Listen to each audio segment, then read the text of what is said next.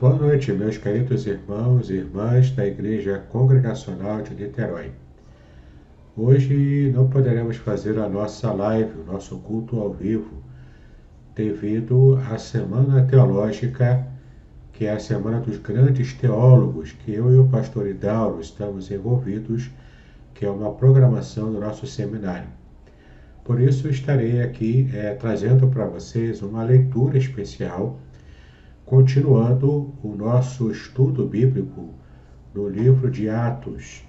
E dessa vez vamos ler o Atos capítulo 18, a partir do primeiro versículo até o versículo 11. E vamos fazer uma meditação breve, mas bastante interessante também sobre esse capítulo, esse trechinho do capítulo 18.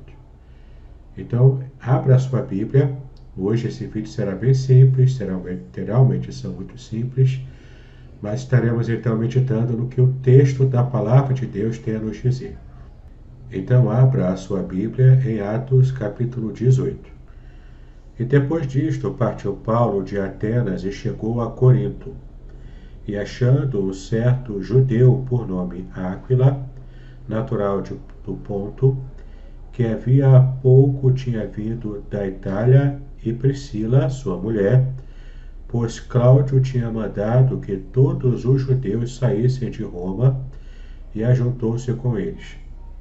E como era do mesmo ofício, ficou com eles e trabalhava, pois tinham por ofício fazer tendas. E todos os sábados disputava na sinagoga e convencia a judeus e gregos. E quando Silas e Timóteo desceram de Macedônia, foi Paulo impulsionado no Espírito, testificando aos judeus que Jesus era o Cristo. Mas resistindo e blasfemando eles, sacudiu as vestes e disse-lhes: O vosso sangue seja sobre a vossa cabeça. Eu estou limpo, e desde agora parto para os gentios. E saindo dali entrou em casa de um homem chamado Justo, que servia a Deus, e cuja casa estava junto da sinagoga. E Crispo, principal da sinagoga, creu no Senhor com toda a sua casa. E muitos dos coríntios, ouvindo-o, creram e foram batizados. E disse o Senhor em visão de noite a Paulo: Não temas, mas fala e não te cales, porque eu sou contigo, e ninguém lançará mão de ti para te fazer mal, pois tenho muito povo nesta cidade. E ficou ali 1 ano e 6 meses, ensinando entre eles a palavra de Deus. Veja que interessante, né, meu querido, minha querida? Esse texto fala para nós justamente do cuidado que Paulo tinha ao chegar numa cidade, estar logo procurando a sinagoga, para estar ali fazendo um ponto de contato para poder pregar o Evangelho. Foi assim que ele fez quando chegou em Corinto. Nós vimos no nosso encontro passado, falando sobre Atos, de que Paulo estava juntamente com uma pequena comitiva percorrendo várias cidades na sua segunda viagem missionária. E nós percebemos aqui que quando chega em Corinto, Paulo logo percebe que era uma cidade eminentemente pagã. Era uma cidade que adorava e servia a deuses falsos. Mas ainda assim Paulo não se intimidou. Procurava uma sinagoga e ali já começava a falar do Evangelho e com isso fazia muitas amizades. Dentre Priscila e Áquila, que ele encontra aqui em Corinto, dentre também outras pessoas que ele encontra, inclusive uma pessoa chamada Justo, que ele encontra aqui, nós vemos aqui algumas questões interessantes. A primeira delas é que Paulo realmente se ocupava de pregar o Evangelho, e nessa pregação que ele fazia do Evangelho, ele acabava convencendo a muitos judeus. Lembre-se, ele pregava na sinagoga.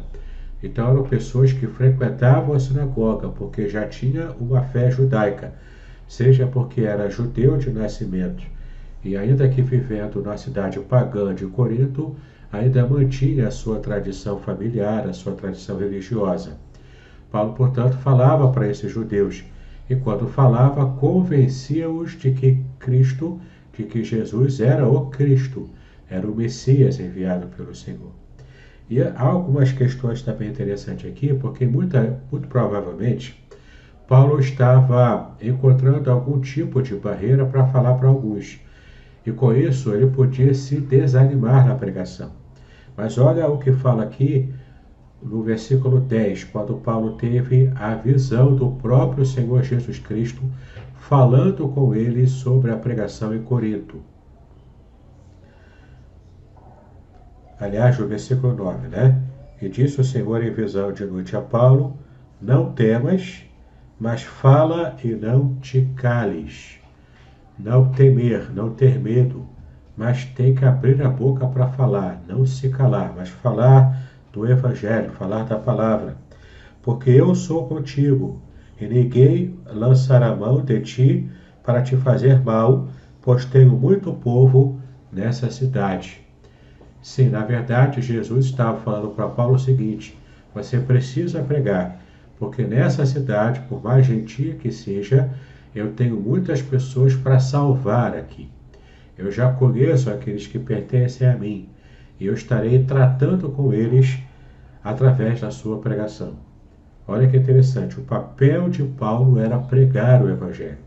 Por mais inóspitas que sejam as mentes daquelas pessoas, Paulo tinha que pregar o Evangelho. Jesus já conhecia quem pertencia a ele. Por isso que ele diz, fala, não precisa se calar. Você pode pregar o Evangelho porque há pessoas que se converterão aqui. E com isso, Paulo fica, no versículo 11, diz que Paulo fica ali 1 ano e 6 meses. 1 ano e meio pregando o Evangelho em Corinto, estabelecendo, portanto, a igreja de Corinto naquele lugar. Entenda, meu querido, que em todo o período da igreja primitiva, em todo o período de Atos, não era uma igreja templo, era a igreja casa. Como nós estamos agora aprendendo a redescobrir como a igreja pode funcionar em nossa própria casa, em nosso próprio lar. Portanto, usando a internet ou falando para o vizinho que está perto de você, ou conversando com a sua família ao telefone ou pelo WhatsApp, pregue o Evangelho. Não se cale. Esse é um momento muito propício, um momento de crise, onde o coração das pessoas estão apertadas, onde as almas das pessoas estão atemorizadas pelo futuro, por aquilo que pode ou não pode acontecer, por tudo aquilo que vai mudar amanhã. As pessoas estão atemorizadas. Esse é o momento propício para você ser um canal de bênção, um canal de paz a esses corações. Você precisa pregar o Evangelho com ousadia, com coragem, usando as ferramentas que você tem em suas mãos. Pregue o Evangelho, não se cale, seja como Paulo, intrépido para pregar a palavra. E muitas vidas serão alcançadas pela mensagem que você tem para entregar. Mas é claro, para você poder pregar, você precisa conhecer o Evangelho. Então, conheça o Evangelho, estude a palavra, conheça os passos básicos da fé cristã. Eu tenho a certeza de que você poderá ser uma bênção para muitas pessoas que estarão tendo contato com a mensagem do Evangelho que será pregada através da sua vida e também através dos seus lábios. Vamos então orar, falar com Deus e clamar ao Senhor para que nos dê coragem, para que possamos pregar a sua palavra a todos aqueles que necessitam dessa mensagem. Pai, nós queremos agradecer a Ti pelo privilégio que temos de Te servir. Mesmo na hora, Pai, de crise, na hora da dor, na hora da insegurança, podemos ter segurança na Tua palavra. E clamamos a Ti, Senhor, revista-nos da Tua coragem, da Tua intrepidez, da fé, Senhor, que precisamos para conhecer a Ti e também, Senhor, para pregar a Tua palavra para tantos quantos não conhecem o Senhor. Usa-nos conforme a Tua palavra. Usa-nos, ó Pai, conforme a Tua vontade. Fala, Senhor, através de nós, para que pessoas sejam alcançadas pela Tua graça, pelo Teu poder. Assim clamamos a Ti agora e para todo sempre, em nome de Jesus. Amém e amém. Receba, meu querido e minha querida, agora a bênção apostólica.